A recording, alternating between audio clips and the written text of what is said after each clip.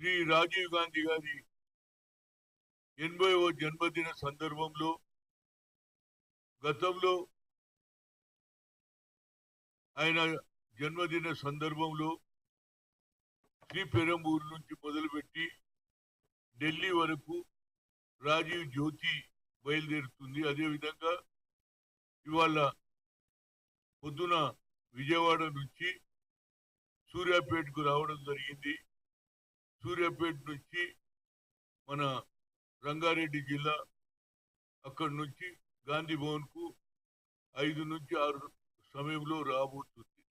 ఇక్కడ నుంచి నిజామాబాద్ నుంచి ఆదిలాబాద్ మీద నుంచి నాగ్పూర్ నుంచి ఢిల్లీకి వెళ్ళడం జరుగుతుంది. ప్రతి సంవత్సరం ఆయన జన్మదిన సందర్భంలో ఇది ఆనవాయితీ.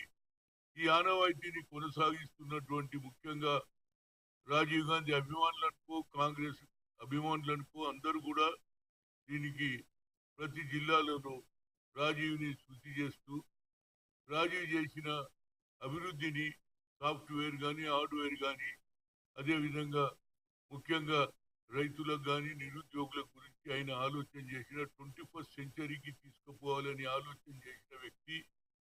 యువకులకు కూడా 18 ఏళ్లకే ఓటు హక్కు కల్పించిన ఏకైక నాయకుడు.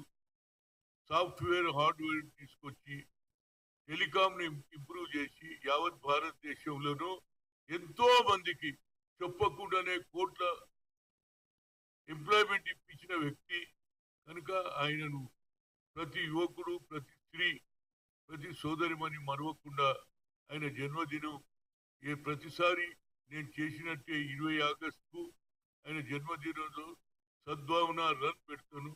అది సోమాజిగూడ స్టాచ్యూ దగ్గర ఆ రోజు పొద్దున 9 గంటలకు అన్ని దగ్గర నుంచి Nehru statue, Ambedkar statue, Jagjivan Ram statue, అదేవిధంగా మహాత్మా గాంధీ స్టాచ్యూ సికింద్రాబాద్ నుంచి అన్ని 9 గంటల వరకు వస్తుంది. ఆ తర్వాత అక్కడ సభ జరుగుతుంది. దానికి ముఖ్యమంత్రి రేవంత్ రెడ్డి గారు, బట్టి విక్రమార్క, అదేవిధంగా మిగతా మంత్రులు అందరు కూడా ఇందులో పార్టిసిపేట్. ఇవాళ సాయంత్రానికి బహుశా 5-5:30 సమస్యలో ఇక్కడ నుంచి వస్తుంది.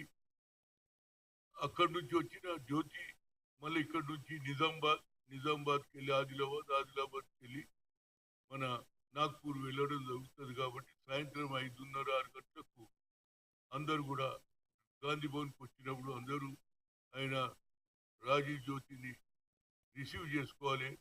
రాజీవ్ చేసిన అభివృద్ధిని కూడా దేశ ప్రజలకు చెప్పాలనేది మా ముఖ్య ఉద్దేశం.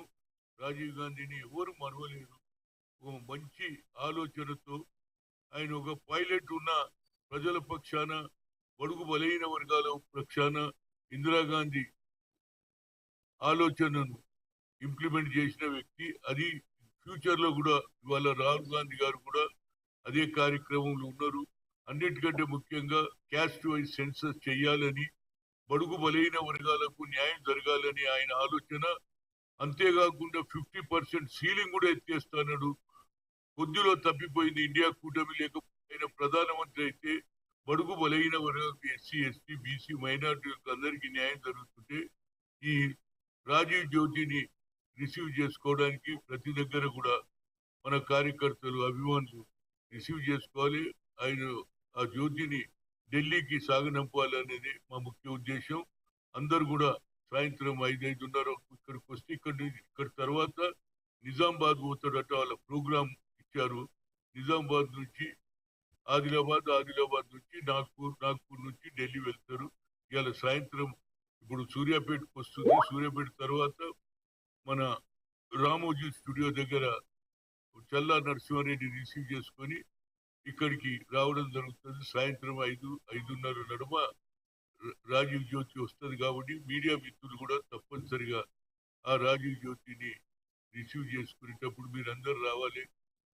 దాన్ని ప్రజలకు చెప్పడానికి, అంటే నాయకుడు ఏం చేశాడు, ఏ ప్రజలు చేశారు అనేది వచ్చే తరం వారికి తెలియడానికే ఆయన సద్భావన పెట్టాడు.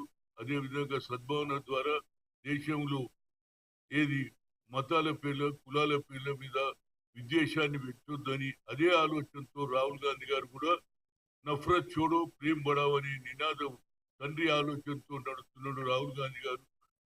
ఇప్పుడు కాకపోయినా ఈసారి అవుతాడని అనుకున్నా. కానీ ఆయన అపోజిషన్ లీడర్ గా తప్పనిసరిగా ఈ 5 ఏళ్లు బడుగు బలైన వర్గాల నుంచి ప్రయత్నం చేయాలి. వాళ్ళ స్థితిగతులు మార్చాలి అని చెప్తూ మరొకసారి రాజీవ్ గాంధీ జన్మదినం 20వ తేదీన జరుగుతుంది. అందరూ కూడా మరి సోమాజిగూడకు రావాలని కోరుతున్నా. సాయంత్రం రాజీవ్ జ్యోతిని రిసీవ్ చేసుకొని అందరూ కూడా రావాలని కోరుతున్నా. Thank you.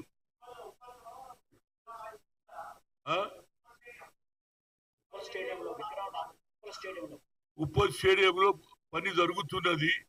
కానీ నా ఉద్దేశం ఏంటంటే రేవంత్ రెడ్డి వచ్చిన తర్వాత ఆయన కూడా చెప్పాలి కదా. ఆయనకు కూడా నేను లెటర్ ఇచ్చిన పిలిచే కార్యక్రమం ఆయనది. నేనైతే పిలుస్తున్నా. కానీ ముఖ్యమంత్రి గారు ఎస్ అంటేనే ఆమె వస్తుంది. ఎందుకంటే ముఖ్యమంత్రిదే అప్పర్ హ్యాండ్ ఉంటుంది కాబట్టి ఆ స్టాచ్యూ తయారైన తర్వాత బహుశా పని మొదలైపోయింది. ఫౌండేషన్ దానికి వచ్చింది. స్టాచ్యూ పెట్టేది ఇంకొక 2-3 రోజులల్లో తయారు చేస్తున్నాం.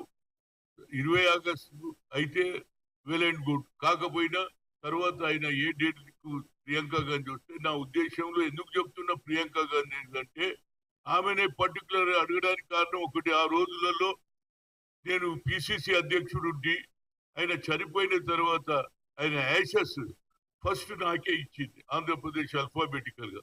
అది తీసుకొని హైదరాబాద్కి వచ్చి ఇక్కడ నుంచి విజయవాడ నుంచి రాజమండ్రి పోయి ఏది గోదావరి నదిలో కలపడం జరిగింది. కాబట్టి ఆమెతోటే ఇనాగ్రేషన్ చేయించాలనేది నా ముఖ్య ఉద్దేశం.